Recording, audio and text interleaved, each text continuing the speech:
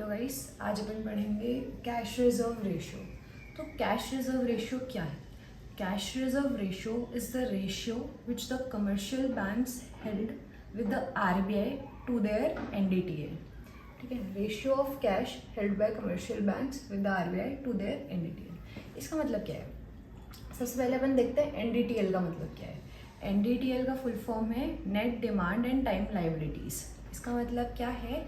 Bank जो भी bank के पास डिमांड डिपॉजिट्स और टाइम डिपॉजिट्स होते हैं, उनका जो नेट है वो उसको बोलते हैं अपन एनडीटी। लाइबिलिटीज़ अपन उसको क्यों बोलते हैं? क्योंकि बैंक उस पर इंटरेस्ट पे कर रहा है डिपॉजिट्स पे। Demand deposits and time deposits पे जो बैंक है वो इंटरेस्ट पे कर रहा है, तो इस वजह से उसको लाइबिलिटीज़ बोलते हैं। ठीक है, तो अपन देख लिया कि net demand and time liabilities है क्या होता है। ठीक है, this is measured on a fortnightly basis, मतलब every 15 days it is measured. इसका मतलब क्या है? जो उनका एनडीटीएल है उसमें से वो कुछ अमाउंट ऑफ कैश आरबीआई के साथ रख देते हैं और वो उसको लेंडिंग पर्पसेस के लिए और इंटरेस्ट कमाने के ऊपर वो खर्च नहीं करते, वो उसको यूज़ नहीं करते, वो अलग रख दिया जाता है आरबीआई के साथ। ठीक है, तो सपोज़ मेरे पास 100 रुपये है। ठीक है, एक कमर्शियल का एनडीटीएल है 100 रुपये। ठीक है, और आरबीआई ने बोल रखा है कि सीआरआर 4% है। तो इसका मतलब क्या है कि मैं 4 रुपये अलग रख दूंगी आरबीआई के अंडर, और वो मैं उसको लेंडिंग पर्पसेस के लिए और इंटरेस्ट कमाने के लिए यूज़ नहीं कर सकती।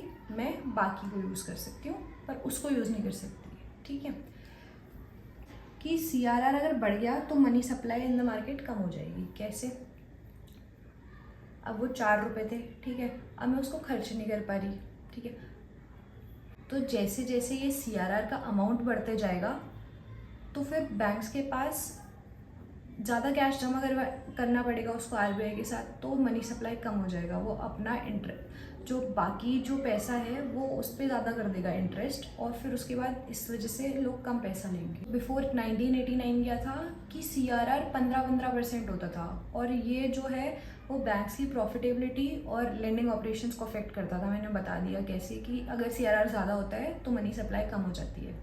1991 में एक कमेटी थी, नरसिम्हम कमेटी, तो उसने बोला कि इसको अपन 2006 तक 3 से 15% के बीच में रखेंगे, और फिर उसके बाद 3 से 15% भी हटा दिया 2006 में।